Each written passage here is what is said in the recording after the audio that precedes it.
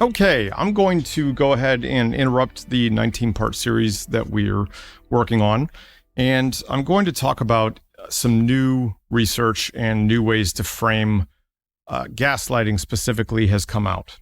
So this is a summary of the study called A Theoretical Framework for Studying the Phenomenon of Gaslighting by Klein, Wood, and Bartz in 2025 this year. So the core idea is that gaslighting is framed as a learning process. It's rooted in how the brain handles prediction errors. Prediction errors are those jolts we feel when what we expect doesn't match what actually happens. The authors draw on multiple psychological theories throughout this article. Some of the theories they draw on are prediction error minimization, symbolic interactionism, attachment theory, huge fan myself of that, self-verification, and shared reality to explain how gaslighting works.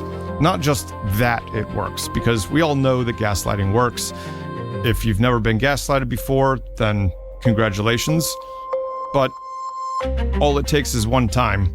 You'll never forget it. So this is also going to get into how to become virtually gaslight proof. Because remember, understanding how something works is the first step to being far less vulnerable to it. The key components of this research were as follows.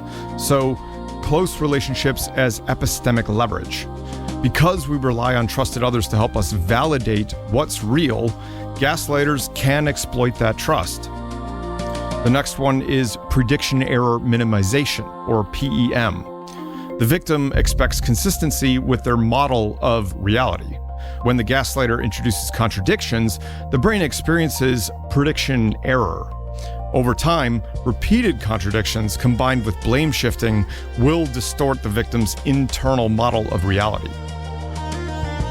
The next framework they looked at was the erosion of epistemic confidence. So basically, with repeated gaslighting, the target begins to doubt their priors or their baseline assumptions about reality, about the relationship, about anything else like that, and is more likely to accept the manipulator's version of events. Many of us have likely seen someone confuse disagreement, misremembering, or something else like that as gaslighting when it really wasn't gaslighting. So one thing this paper really hammers home is distinguishing it from related phenomenons. So the authors correctly clarify how gaslighting differs from lying, misremembering, or common conflicts. They emphasize its unique epistemic nature in that it undermines the victim's capacity to trust themselves. Quite literally, real gaslighting undermines the victim's capacity to trust their own mind. So for a quick science sidebar, let's look at why prediction errors matter. Our brains constantly predict what should happen next. And these are micro moments, like, let's say, how our partner usually reacts to good news or bad news or sad news, etc. We build these patterns in our brain. Even little things like where a chair or a couch should be in the room.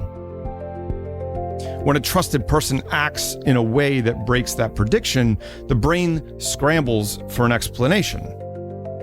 A skilled gaslighter exploits that scramble to slide in their own explanation before you can slow down and check the facts.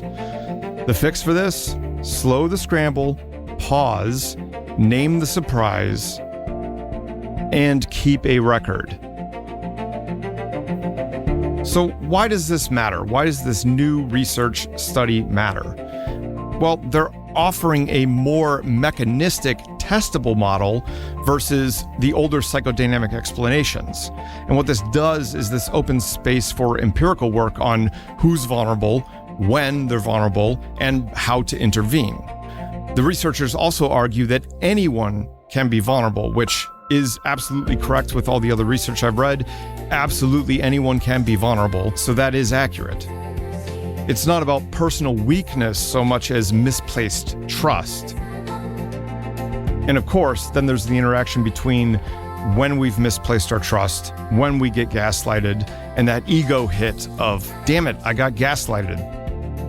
And you got to separate that from the actual harm or damage that it can cause. And that's something that's very difficult for people to do.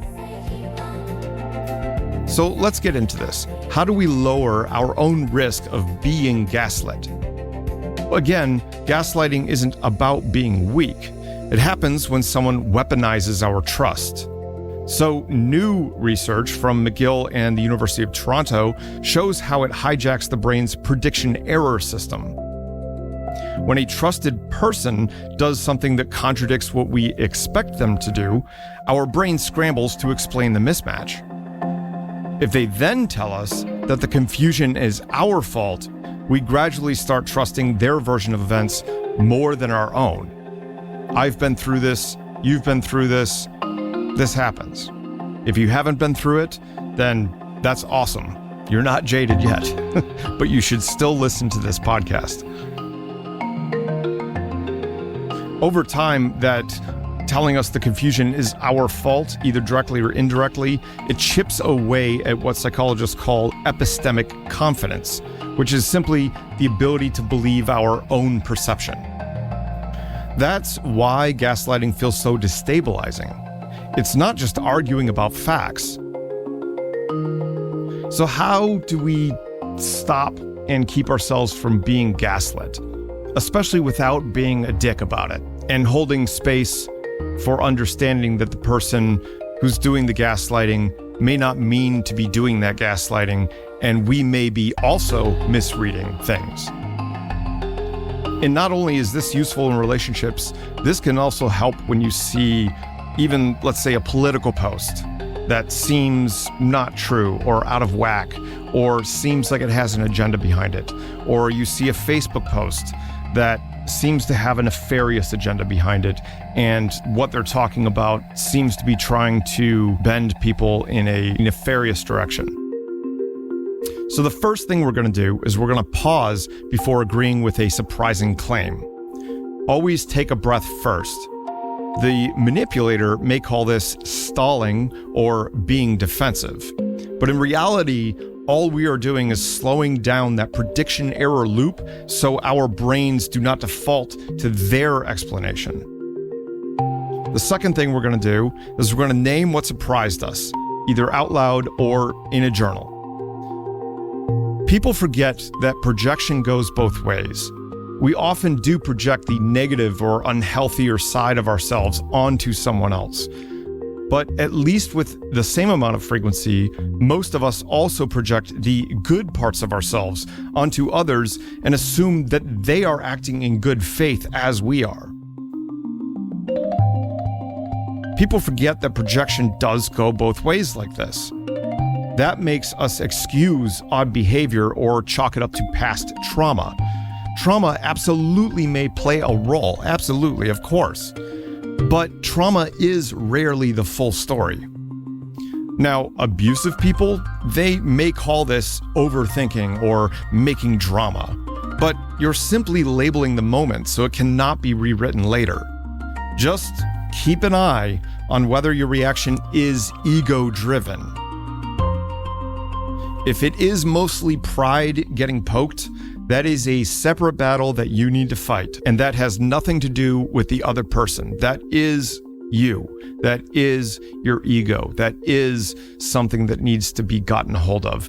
And if you can get to the point where you can notice when your ego is being hurt or being bruised or being challenged, and you can recognize, oh, this is literally just my ego talking. That is all it is. If you can get to that point, your life will be so much better. So much better. So, number 3, let's separate the facts from the interpretations. Write down what we saw or heard, then what we felt or inferred secondly. A gaslighter may say we are ignoring context, but this step actually preserves context. It keeps feelings from rewriting the raw event. Here's an example. Once, I gave someone a quick, congratulatory clap on the back in public after something that she had done, and it was a lot of work, and I was proud of her. The fact was simple. I clapped her on the back. She immediately turned and said, "Bro, I told you I'm not into impact play." So in my mind, impact play was a private, bedroom-only term. And I thought she was joking the way I would, because we had a lot of synchronicities, it seemed like. So I answered back in the same tone. And boy, did that make it worse. The interpretations that followed, hers about my intention and mine about her tone, turned one harmless gesture into a tense standoff. Had I separated the raw reaction from the story that I told myself from what she meant, I would have paused instead of reacting, and that misunderstanding would have been much harder to spiral or spin. Looking back, I realized that one small misread moment set the tone for months of strain. Even after I worked on myself in therapy, the pattern between us kept proving itself, even though I kept trying to prove it wrong. It taught me that sometimes what damages trust early can stay unresolved.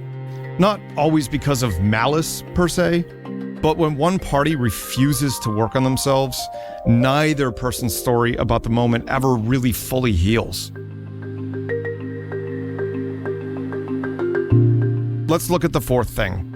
Check your memory with a neutral third source, and I cannot stress neutral enough. For example, a text thread, a receipt, an unbiased friend's recollection of the event. A manipulator may say you're dragging other people in, and often they share only the parts that make them look good. We have to remember that we are not building a team against them, and we better not be doing that. But we are protecting reality from selective storytelling. The fifth thing to do is to watch for patterns of blame shifting. Healthy people admit mistakes. We all make mistakes. If you're someone that has never made a mistake, you are mistaken. But gaslighters will say you are stuck in the past or trying to hurt them whenever you point out a pattern. Yet patterns over time is what reveal whether behavior is accidental or deliberate. The sixth thing we got to do is we got to trust our body's stress signals. Because a manipulator may dismiss your tension as being too sensitive or too emotional or too crazy.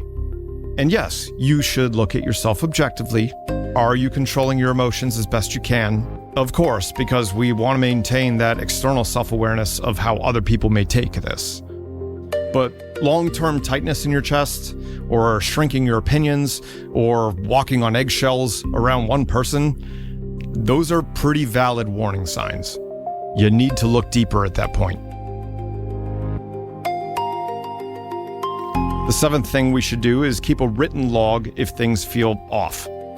Now, a gaslighter may say that you are keeping score or digging for ammo, but it is neither. If we're one of those people that tend to forget bad behavior because we truly want to see the best in people, even if we're constantly disappointed or even if we're just somewhat disappointed sometimes, a log becomes a memory safety net that shows trends where we would otherwise miss them. So a log, when it comes to this stuff, is important, because that way you can actually see what's going on. The eighth and final thing we need to do is reach out early. We have to talk to a therapist or a trusted friend as soon as that pattern feels bigger than we can sort out alone. If the other person agrees to therapy only to clear the air or refuses joint sessions, that just often signals a focus on appearance instead of change. It's disappointing, it's heartbreaking, but that is the way it is. People are who they are at the end of the day, and they will show you. Remember, gaslighting thrives in silence and surprise. We have to break the silence, we have to slow the surprise, and then we reclaim the driver's seat of actual reality. So the key three things, if you take nothing else out of this episode, the key three things to make yourself less vulnerable to gaslighting is: number one, Pause when surprised, because pausing slows down the brain's prediction loop. Number 2 is separating facts from feelings. Separating facts from feelings keeps the record clean. Number 3 is break the silence early. Isolation, when you're being stonewalled, all of that stuff, or if you're just not interacting with the other person, it's all isolation and it all fuels distortions. So with all of this being said, I do have to put in a note for myself. As someone who leans on research and data to explain human behavior, I do have to be extremely careful not to accidentally make someone doubt their own perception. I find facts and studies to be useful because they are, but if I do drop them into an emotional conversation without empathy, or at least seemingly without empathy, it can feel to the other person like I'm trying to override their lived experience. Remember, everyone's experience is valid. Everyone's feelings are valid. Whether or not that is actual reality is a different story. Because if it comes down to their truth versus your truth, and neither one of you can see actual reality, or at least one of you cannot see actual reality, then there is no getting around that. You cannot prove a negative. You have to pretty much walk away at that point, because at minimum, they are certainly not on your level when it comes to that stuff. They are not on your page. But I do understand that when it feels like we are overriding their lived experience, that is a softer form of the same prediction error effect, basically replacing their felt reality with our explanation. And it can unintentionally mimic gaslighting. And I think this is where a lot of people confuse a real manipulator and a real gaslighter with someone who is just a rational person, a logical person, stuff like that. So basically, even the quote-unquote rational people among us need to slow down, ask questions first, and make room for the other person's sense of reality. And remember, if the other person does stonewall you and they refuse to engage, and they won't go to therapy, they won't work on themselves, they won't go to group therapy with you, and they'll finally only cave to going to therapy with you under the guise of to clear the air, then you've got to cut your losses at that point, unfortunately.